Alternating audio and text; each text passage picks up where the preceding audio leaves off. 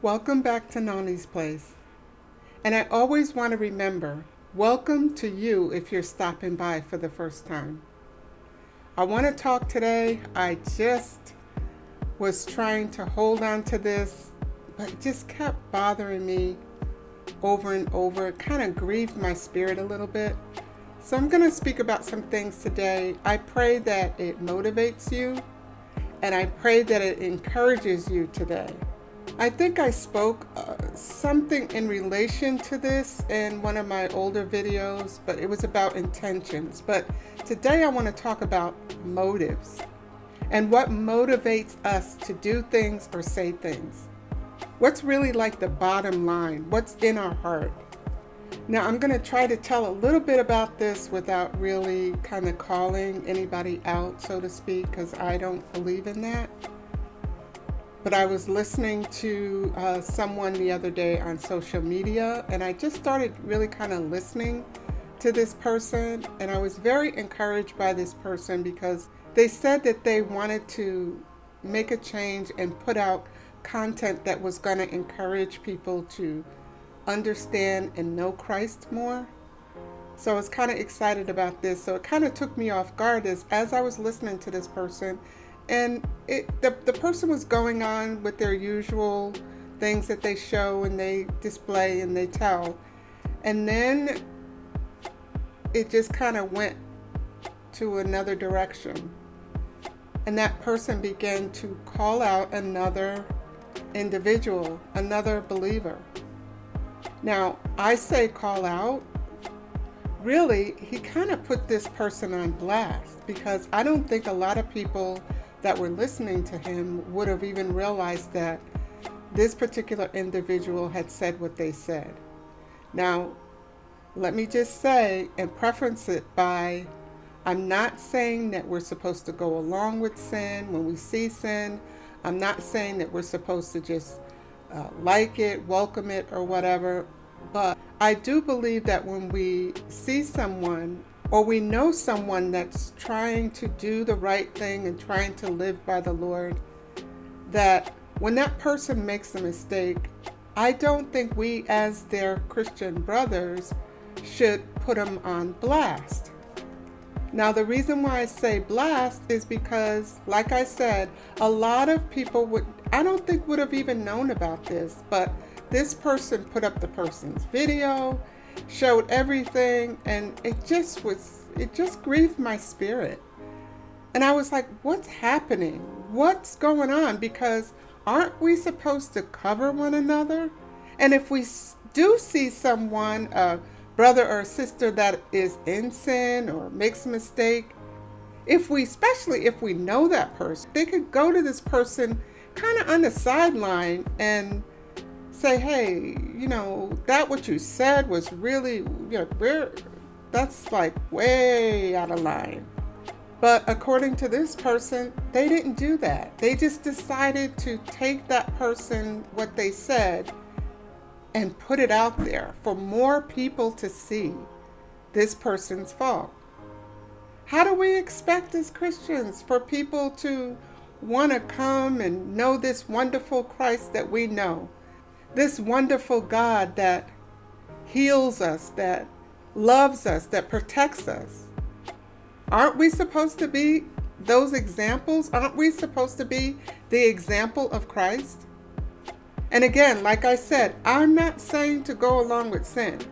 What I'm saying is, let's me included, let's practice not to uncover our brother or sister in the Lord. Let's practice to go to that person and try to talk to that person.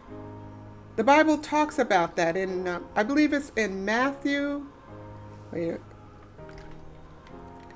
It's in Matthew 18 and 15. Now, this, of course, is talking about if a brother sins against you. But now, according to what this person had shown from this person, and what he said was that he felt as though, as a Christian, this particular person should not have said that and done what he did. So let's say he felt as though this was a sin against him, it was a sin against God. So he felt the need that he needed to correct this person. But he felt the need to put this person out there, therefore putting this person on blast. He didn't go to this person privately, like what the scripture says. He just put this person out there and then started correcting this person openly to his audience. He didn't go to him and try to correct him. He didn't go to him personally and say, or even send him this message on the side and say, hey, that's not what the Bible says. That's not showing an example of being Christ-like. Instead, he made a video and he put it out there, that person out there on his video. Not good. It's not good. He's not covering him. And again, I say, I'm not saying to cover sin. We don't cover up sin. If a person's habitually sinning, we are not supposed to just accept that and say, oh, that's the way it's supposed to be. No, if they're habitually sinning, we don't go along with it. Especially if they know it. Now again, getting back to Matthew 18 and 15. Actually, I think I'm going to read this in the Amplified.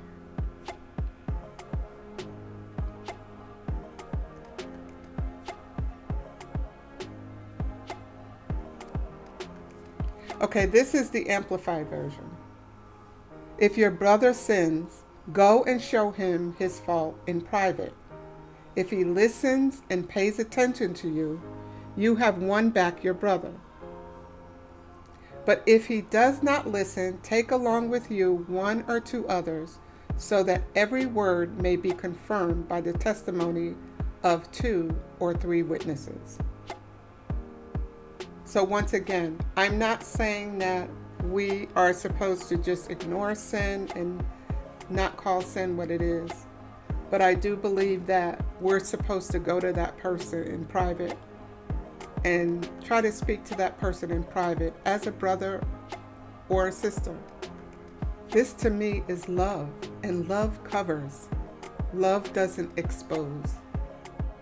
Now I have to say that this is the reason why I titled this video what I titled it. Are your motives motivated to get a click? I see, and I know you've seen it as well, I see this a lot on social media. It seems to be a theme that's going forward where everybody's calling someone else out. And not so much as they're making it, like private. They're calling them out by name. They're putting them up and out there. Again, they're putting them on blast. The thing that I want us to look at and be reminded of is that the most important thing is that God sees our heart, right? He judges us by our heart. He doesn't judge us by the outward appearance. And a lot of times he doesn't even judge us by the things that we may say every now and again. He wants to correct us. That's why there's growth that comes. But he knows deep down in our heart what our motives are. So I think that's why I was a little bit disheartened. That's why I was it just really grieved my spirit when I saw this person do this. What's your motive? Was it for a click? Well, I'm going to go on because I'm not going to labor on this. I'm trying to really just get to the point of how we have to examine our own motives. We have to examine what motivates us. Why are we doing something? What's the benefit of it? Is it to benefit Christ? Is it to bring more souls into the kingdom? Or is it to become more popular or more clicks on YouTube? What's our motivation? Sure, a lot of us get on YouTube. We want to give our message. We want to encourage people. We want to share with people the things that we know and we experience that may be able to help them. And there's also to, yeah, it's okay. It's a job doing this, in a sense. It takes work to get on and do this and edit and all of that. So it's good that you can get paid for it as well. I'm not going to deny that, of course.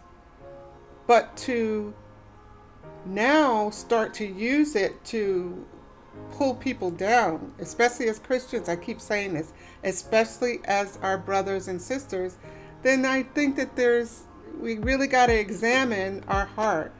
Do we have a pure heart? David said, Lord, create in me a clean heart and renew a right spirit within me. I want my heart to be pure. I want my motives to be pure. And I know you do too.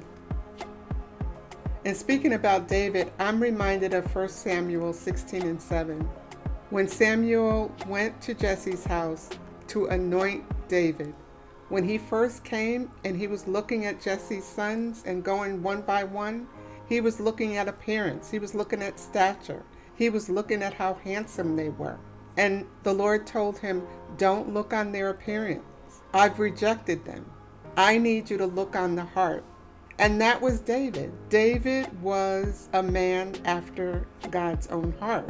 David was considered to be ruddy. He was out there killing all kinds of animals.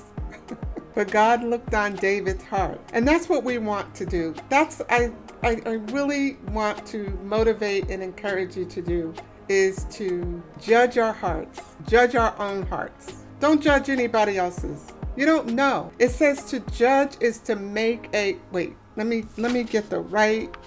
I wanted to get the right definition for judge because it makes a difference. In the dictionary, it talks about the word judge.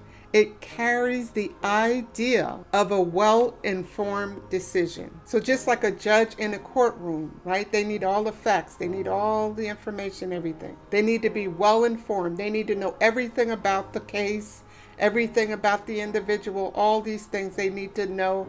You know how it goes. That judge needs to be well-informed. God is well-informed with what's going on with our hearts. He's well-informed with our motives. He knows what we're going to do even before we do it. That's why we have to be very careful of judging others. And that's why we have to be careful to judge ourselves, our hearts. I don't know.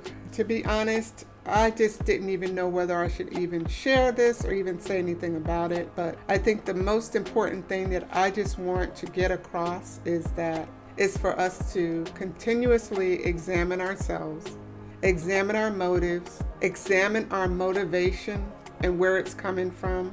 And especially those of us that are on social media and are putting Christian content out there, that we would cover each other, that we would love our brothers and our sisters, and that we wouldn't put them on blast, and that we would go to them if we have access to them. And if we don't have access to them, the best thing to do is keep your mouth shut and pray for them. Because it's obvious there's an area in their lives that they have not understood or gotten through or gotten deliverance or freedom from that. We all have an area in our lives that we need to continuously go to God with and ask Him to help us. So what right have we to, I'm still going to say, judge others? Because that's really honestly how I felt that person was doing. Now again, I need to pull that back because I don't know. I'm judging him now. See, it's very easy to fall into it because that's the reason why we need to work out our own salvation. We need to pay attention to what we're doing. Because honestly, if we're busy trying to hear, trying to be obedient, trying to commit, trying to hear God, we won't have time to look at what everybody else is doing. And I think the only reason why I saw this is because I was used to this person putting out really positive and really encouraging content. So that's why I want to encourage you as well. Let's keep ourselves in check. As Christians, let's watch what we say about each other. Let's watch how we do with each other. I'm not saying that we just do that to each other. We're supposed to be doing that with everyone, but be particularly, if you say that we are your brothers and sisters, in particular, Do you tell all your brothers and sisters' business out to everybody? No. You cover them. You keep things to yourself. You keep things quiet. You don't go blasting everything about your family, your brothers and sisters, what's going on in secret, what's private, what they're struggling with, what they're not. Don't be motivated to get a click. Don't be motivated to get a view. Thank you for stopping by today, and thank you for listening. Remember to like the video and subscribe to the channel. And remember, as I always say, and it's come from me, remember when you hear this, remember to share, because when you share, you encourage someone else. Have a wonderful day. Bye.